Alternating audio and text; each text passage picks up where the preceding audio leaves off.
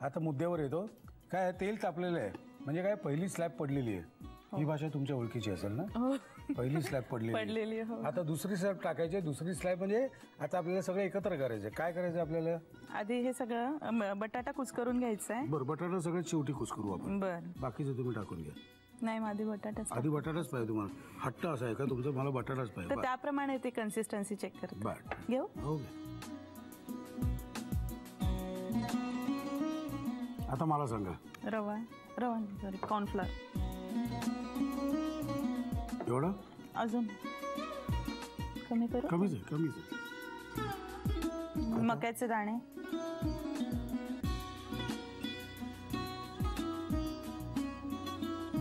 आता हिरवी मिरची.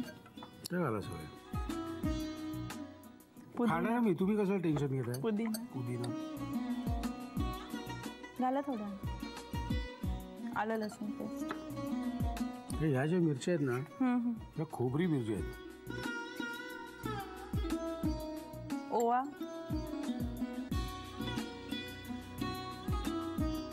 गरम मसाला.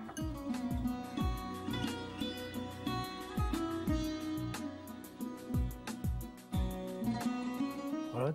हो. तीळ. मीठ. हो. आता मी काय म्हणतो, हे एवढं करण्यापेक्षा तुम्ही जे ऑलरेडी करून आणलेलं आहे ते घेऊन आपण काम सुरू करू ना. हो चालेल. भूक पण लागलेली आहे. वेळ सुद्धा नाश्त्याचीच झालेली आहे. त्यामुळे हे बाजूला ठेवून द्या. आपण जे ऑलरेडी घेतलेलं आहे आता काय टिकीच करायची ना आपल्याला. हो.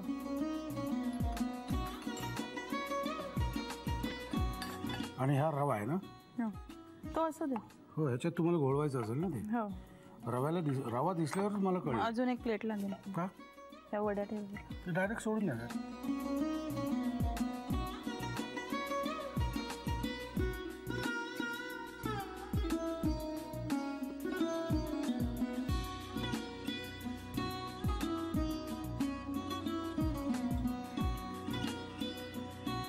हे आपल्याला कशाबरोबर खाता येईल?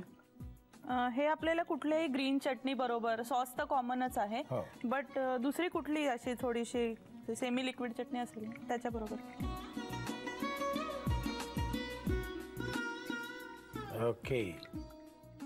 अशा मी अजून 8-10 असंच पद्धतीने करू शकतो. पण बेसिक तुम्हाला सांगितलं 2चा पाडा आला की आपल्याला 20चा पाडा येतोच ना. बरोबर आहे की नाही? तसंच येते. 10चा पाडा आला की 20चा यायलाच पाहिजे. जर येत नसेल ना तर काहीतरी प्रॉब्लेम आहे. हां, बस अजून एक त्याकडे. मला आत्तापुरते 3 बस झाले. चला लिहून घ्या साहित्य आणि कृती. पुदिना टिक्की बनवण्यासाठी लागणारं साहित्य: कॉर्नफ्लॉवर, उकडलेला बटाटा, रवा, पुदिना, मक्याचे दाणे, हिरवी मिरची, ओवा, गरम मसाला, तीळ, मीठ, हळद आणि आलं लसूण पेस्ट. कृती: प्रथम एका बोल मध्ये उकडलेला बटाटा घेऊन त्यामध्ये कॉर्नफ्लॉवर, मक्याचे दाणे, हिरवी मिरची, पुदिना, आलं लसूण पेस्ट, ओवा, गरम मसाला, हळद, तीळ आणि मीठ घालून मिश्रण एकजीव करून घ्यावं. या मिश्रणाच्या टिक्की बनवून त्या रव्यामध्ये घोळवाव्यात आणि गरम तेलामध्ये तळून घ्याव्यात.